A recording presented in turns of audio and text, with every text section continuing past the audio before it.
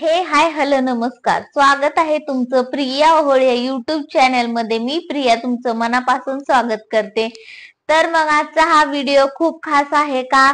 तर आजचा व्हिडिओ हा महालक्ष्मी की एकदम उत्साहाचा आनंदाचा दिवस. कारण प्रत्येकाच्या घरामध्ये महालक्ष्मी ही बसवली जाते. कारण असं आपलं म्हणजे आपल्या हिंदलक्ष्मी माता लक्ष्मी ही आपल्या घरी माहेरी 2 दिवस का होईना येते, राहते, खाते, पिते आणि जाते. गणपती बाप्पा आल्यानंतर ना महालक्ष्मी येतात. परंतु आपण कधी आपल्याला खऱ्या आयुष्यामध्ये पण असं वागतोय का की महालक्ष्मीचं स्थान हे फक्त आणि फक्त गौरी गणपतीच्या वेळेसच देतोय का? आपण आपल्या खऱ्या आयुष्यामध्ये लक्ष्मींना रिस्पेक्ट आदर देतोय का? की आपल्या घरामधल्या खऱ्या लक्ष्मी कोण आहेत?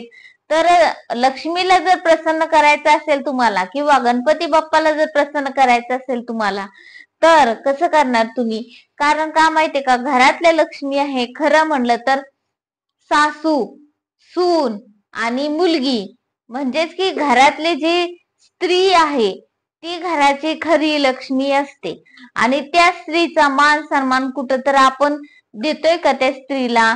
म्हणजेच की घरातले पुरुष मंडळी आपल्या बायकोला किंवा घरातले पुरुष मंडळी आपल्या घरामध्ये आलेले सुनेला मान देत आहेत का? किंवा आपली सासू आपल्या सुनेला लक्ष्मी सारखं वागवते का?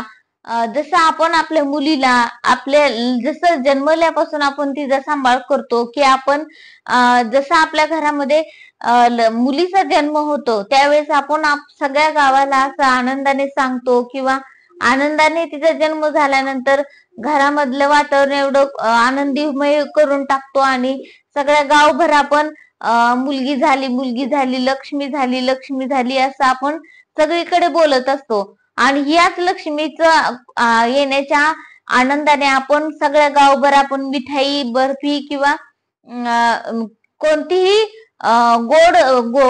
गोड पदार्थ आपण लक्ष्मी आली म्हणून, लक्ष्मी जन्माला आली आमच्या घरी म्हणून आपण सगळ्यांना वाटतो आणि आपला आनंद साजरी करत असतो. त्याचप्रमाणे जर आपल्या घरामध्ये जर सून आली तर आपण तिला लक्ष्मीची वागणूक देतोय का? आपण तिला लक्ष्मी सारखं वागवतोय का? याचा कधी आपण विचार केलाय का? जर आपल्या घरामध्ये सून आलीये तर आपण तिला काय करतो? तिला त्रास द्यायला चालू करतो.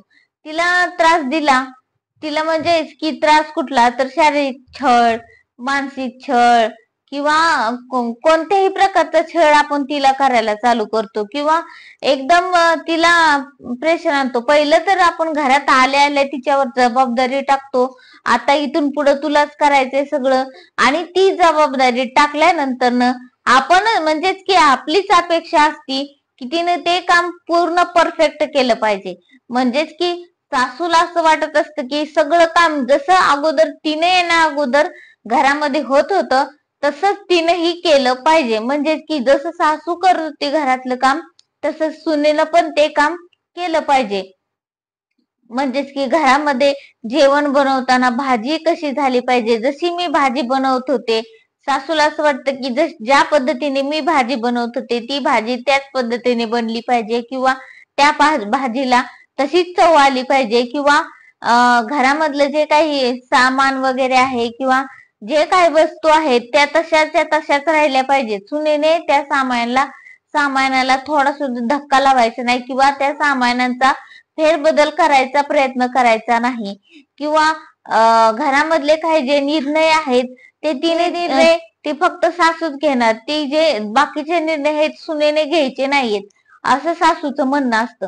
मग आपण लक्ष्मी हे मानतोय का? आपण घरामध्ये जे काही व्यवहार असतो घरातला म्हणजे थोडक्यात की पैशाचा किंवा कोणत्याही गोष्टीचा किंवा घरामध्ये एखादी नवीन वस्तू घेण्याचा जो काही व्यवहार असतो तो सासूला असं वाटत असतं की कुठेतरी मी ह्या घरची मोठी आहे, मी ह्या घरची लक्ष्मी आहे असं सासू स्वतःला म्हणत असते. परंतु कुठेतरी ती विसरलेली असते की ती स्वतःला जी लक्ष्मी म्हणून घेत असते आणि तिच्या मुलीला जी लक्ष्मी म्हणत असते. पण तीही विसरून जाते की आपल्या घरात आता नवीन लक्ष्मी आलेली आहे, आपण तिचं स्वागत कसं केलं पाहिजे की आपण आता त्या गोष्टी जे आपण तिच्यावर थोपवतोय त्या गोष्टी तशाच झाल्या पाहिजेत, हे नाही झालं पाहिजे. किंवा आपण तिला कुठंतरी आदर द्यायला विसरतोय, की आपल्या लक्ष्मीला जसं आपण आपल्या मुलीला लक्ष्मी म्हणतो तसंच आपण आपल्या सुनेचं स्वागत करतोय का? ज्या पद्धतीने आपण आपल्या मुलीला घरामध्ये घेताना किंवा ज्या वेळेस तिचा जन्म होतो दवाखान्यातून आपण तिला घरी आणतो त्यावेळेस आपण अगदी फुलांनी असं रस्ता तयार करतो उंबऱ्यापर्यंत येण्यासाठी आणि एक असा कपडा घेतो की जेणेकरून आपल्या घरामध्ये त्या छोट्याशा पावलांचे ठसे आपण घेतो, कारण आपण त्या पावलांना लक्ष्मीचं स्वरूप मानतो, कारण ती मुलगी असते म्हणून. मग जी दुसऱ्याची मुलगी जी आपल्या घरामध्ये येत असते त्या मुलीचे पावले आपण घरामध्ये लक्ष्मी म्हणून घेतो. खरे आहे, मान्य आहे. आपण ताट करतो, त्यामध्ये कुंकवाचं लाल पाणी करतो, ते पाणी त्या पाण्यात तिला थांबायला सांगतो आणि त्या पावलाने आतमध्ये ये म्हणतो. परंतु ती आतमध्ये लक्ष्मी येते, पण त्याच लक्ष्मीचा अपमान आपण केव्हा करतो की तिला ह्या साऱ्या गोष्टींचा त्रास देऊन आपण त्या लक्ष्मीला अपमान करतो आणि तिला त्रास देऊन आपण तिला दुःखी करून टाकतो आणि आपल्या घरामध्ये स्वतः दारिद्र्य आणून बसतो. म्हणून हे दारिद्र्य जर तुम्हाला नष्ट करायचं असेल तर पहिल्यांदा आपल्या घरच्या लक्ष्मीला म्हणजेच की आपल्या सुनेला तिचा अधिकार द्या, तिला लक्ष्मीसारखं वागवा, तिला आपल्या मुलीप्रमाणे वागवा, तिचे लाड करा, तिला प्रेम दाखवा, तिच्यावर तुम्ही प्रेम करा. जर तुम्ही तिच्यासाठी एक पाऊल टाकलं ना तर ती तुमच्यासाठी 10 पावलं पळत नक्कीच येणार आहे. वेळ अशी येईल की त्यावेळेस ती तुम्हाला आपल्या घरची लक्ष्मी ही दुसरं तिसरं कोणी नसून आपल्या घरची सून असते, कारण म्हातारपणी तीच आपल्याला जपते, तीच आपलं सगळं काही गोष्टी करत असते. त्यामुळे तुम्ही तुमच्या लक्ष्मीला म्हणजे की तुमच्या सुनेला एकदम लक्ष्मीसारखं ठेवा. तिचं लक्ष्मीसारखं ज्या पद्धतीने स्वागत करतात त्याचप्रमाणे तिला घरामध्ये सुद्धा वागणूक द्या आणि तेव्हा तर आपण तिचा मान केलाच पाहिजे, कारण ती आपल्या घरची लक्ष्मी असते. मी फक्त सासूने सुनेची रिस्पेक्ट केली पाहिजे असं म्हणत नाहीये, पण सुनेनेही सासूची तितकीच रिस्पेक्ट केली पाहिजे, कारण तिच्या अगोदर सासूही त्या घरात आलेली असती आणि ती पण लक्ष्मीच्या पावलानेच आलेली असते, कारण सासू पण एक लक्ष्मीच असते. थोडक्यात म्हणायचं असे की दोघींनी एकमेकींना लक्ष्मी मानलं तर घरामध्ये कधीही दारिद्र्य येणार नाही आणि घरामध्ये हे सदैव लक्ष्मीचा आशीर्वाद राहणार आहे. आणि लक्ष्मीचा आशीर्वाद पाहिजे असेल तर घरामधल्या स्त्रियांनी एकामेकींना समजून घेतलं पाहिजे, एकामेकींवरती प्रेम केलं पाहिजे, एकामेकींना मैत्रिणीसारखं वागवलं पाहिजे, तरच घरामध्ये लक्ष्मीचा आशीर्वाद राहणार आहे आणि लक्ष्मी घरामध्ये राहणार आहे आणि नांदणार आहे.